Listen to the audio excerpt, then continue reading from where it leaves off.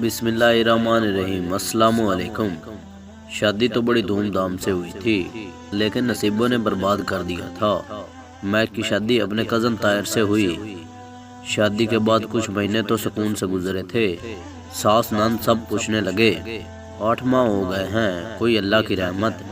मैं कोई जवाब ना देती। वक्त गुजरने लगा, 5 साल गुजर गए, लेकिन मैक माँ न बन सकी। फूफो, सास, नंद, यहाँ तक के ताहिर भी ताने देने लगा।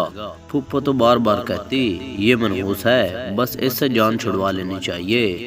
बांझपन का ताना वो अल्फाज कितना दर्द देते हैं, ये सिर्फ औरत ही समझ सकती है।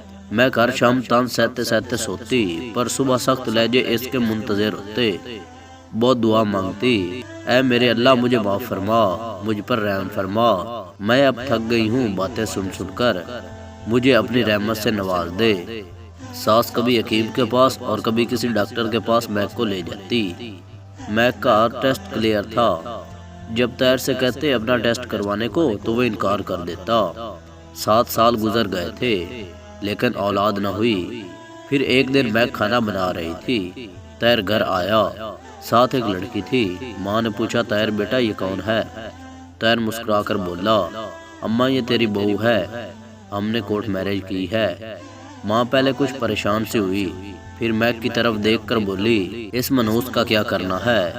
ताहिर ने मैक की तरफ देखकर 3 बार तलाक का कहा, फिर दूसरी बीवी का हाथ थामकर कमरे में चला गया। सास नंद सब बहुत खुश थे। मैक की तो दुनिया आखिर उजड़ गई थी, लेकिन अब क्या कर सकती थी वो जिंदगी भर रोने के सिवा। वो अंजाम जानती थी, जब औरत को तलाक हो जाए, ये मुआशरा उसके साथ क्या करता है। तलाक वाली लड़की को सिर्फ गोश्त का टुकड़ा समझा जाता है। 10 साल पहले वो कब जानती थी यूं आने वाला वक्त इस पर इस तरह कहर बरसाएगा। वो कब जानती थी इसके दामन पर तलाक का धब्बा लग जाएगा। सास गाली देकर बोली, मनहूस निकल जा अब हमारे घर से। बिना कुछ कहे लबों को सी लिया। क्या शिकवा करती अब, क्या शिकायत करती? जब जख्म ही अपनों ने दिए थे। कमरे में गई, अपना मोबाइल लिया। अलमारी में कपड़े पड़े हुए थे, कुछ जरूरियात का सामान था। ताहिर कहता था, नई मोटर बाइक लेनी है। मैक ने पैसे जमा करते करते 5 साल में 70,000 रुपए जमा कर लिए थे अपने खर्च में से। जाते हुए ताहिर की तरफ मुस्कुरा कर देखने लगी।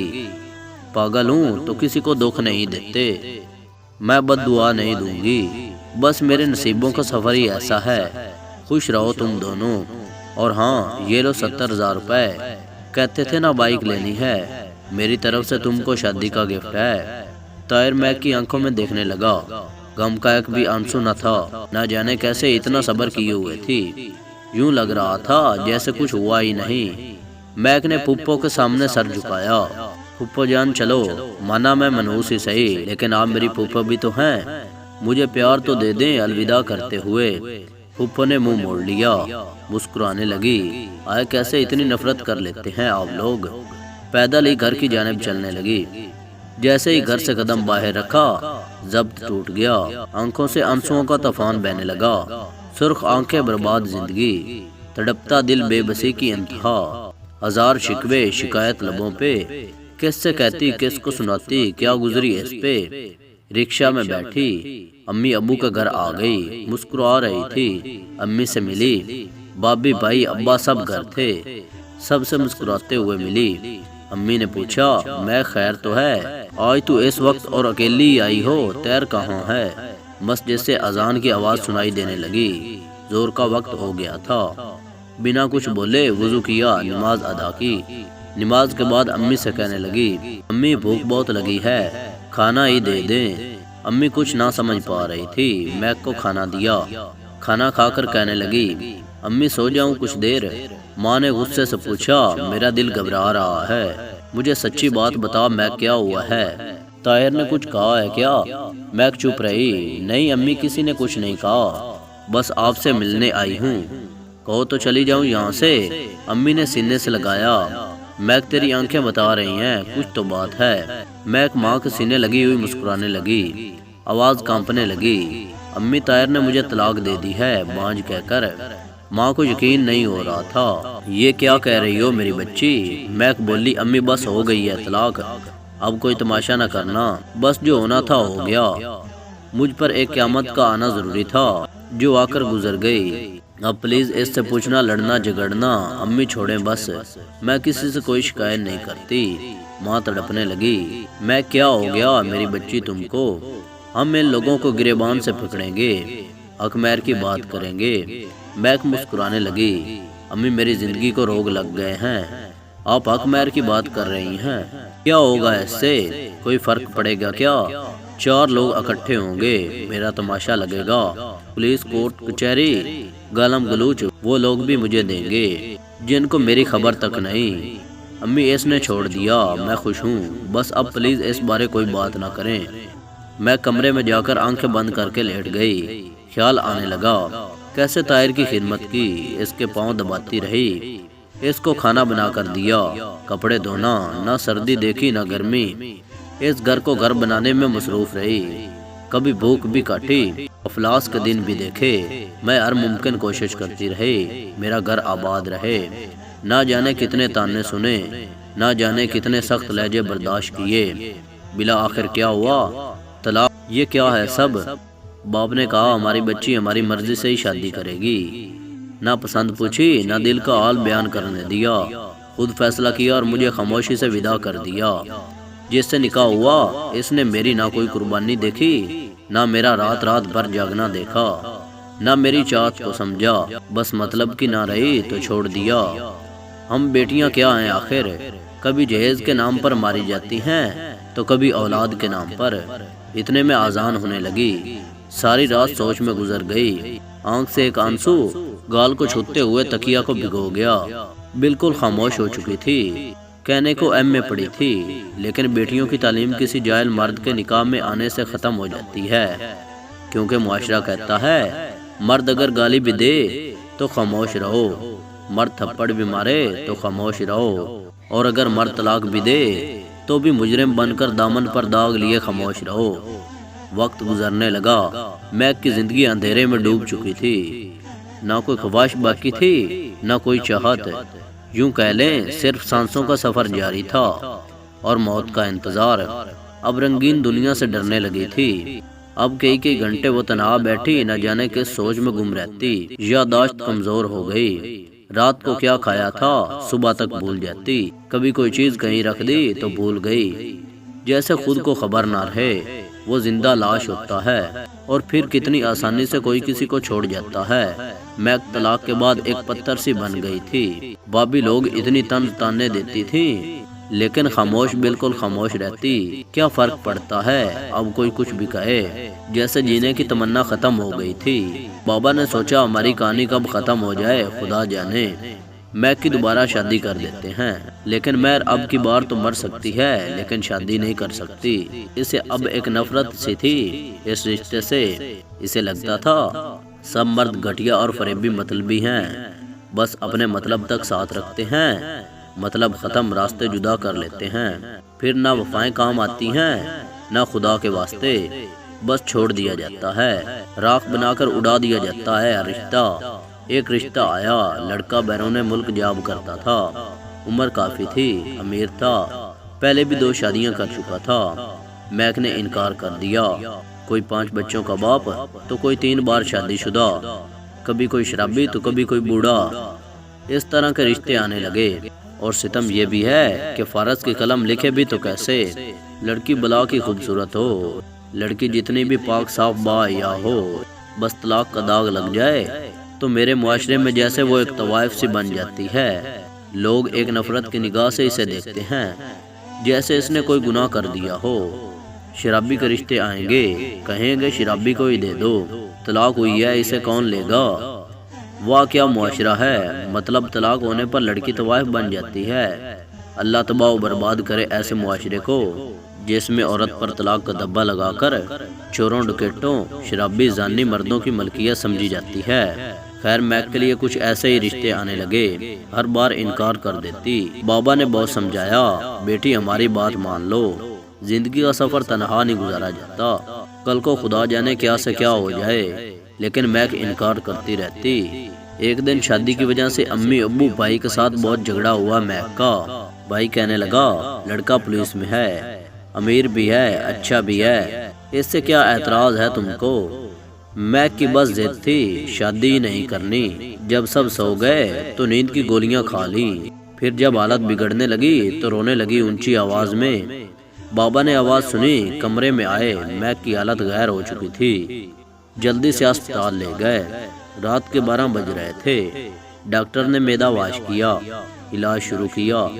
ماں میک کے سر پر ہاتھ پھیر کر بولی، میری بچی کیوں خود کو اذیت دے رہی ہو؟ وہاں ایک لڑکا مزمل جو نرس تھا وہاں پہ انجیکشن وغیرہ لگا رہا تھا میک کو۔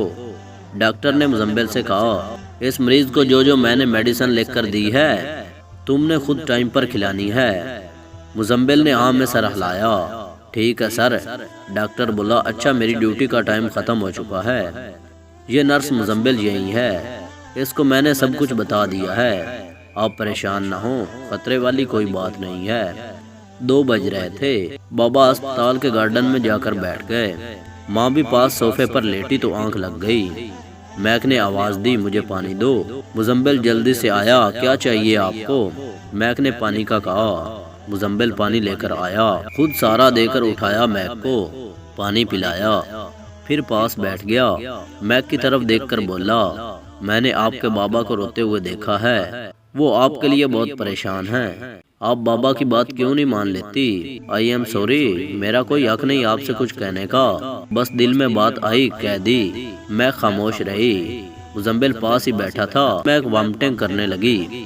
مزمل نے اپنا ہاتھ آگے کر لیا، اتنے میں ماں بھی جاگ گئی۔ مزمل نے خود میک کا چہرہ صاف کیا، بیڈ شیٹ چینج کی، پھر ایک انجیکشن لگایا۔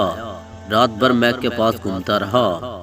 دوسرے دن جب ڈاکٹر آیا تو چیک اپ کیا۔ ڈاکٹر نے بتایا اب پریشانی والی کوئی بات نہیں ہے، آپ گھر جا سکتے ہیں۔ مزمل نے دل میں ایک خواب سجایا، کتنی اچھی کتنی پیاری ہے میک۔ اس کے بابا کہہ رہے تھے ایک 5 بچوں کے باپ سے شادی کر لو، صرف اس لیے کہ میک کو طلاق ہوئی ہے ایک بار۔ میرے نبی کریم صلی اللہ علیہ وآلہ وسلم نے بھی طلاق والی خاتون سے نکاح کیا تھا نا، میں بھی میک سے نکاح کر لوں گا، نہ جانے کتنے درد دل میں لیے جی رہی ہے، ہر درد مٹا دوں گا۔ مزمل گھر گیا، امی سے بات کی، امی جان ایک لڑکی ہے، بہت اچھی ہے، پیاری تو اتنی نہیں ہے لیکن مجھے یقین ہے ہمارے گھر کو جنت بنا دے گی۔ ماں نے پوچھا کون ہے تو مزمل نے بتایا، امی جان اس سے پہلے ایک بار طلاق ہو چکی ہے۔ ماں غصے میں بولی، شاباش، اب ہم کو شریکوں میں بدنام کرے گا طلاق والی لا کر۔ مزمل مسکرا کر بولا، امی جان بدنام ہوں یا عزت، میں تو شادی اسی سے ہی کروں گا۔ جب مزمل کے بھائیوں اور بہنوں کو پتہ چلا تو وہ لعنتیں دینے لگے، بس طلاق والی رہ گئی ہے اب کیا؟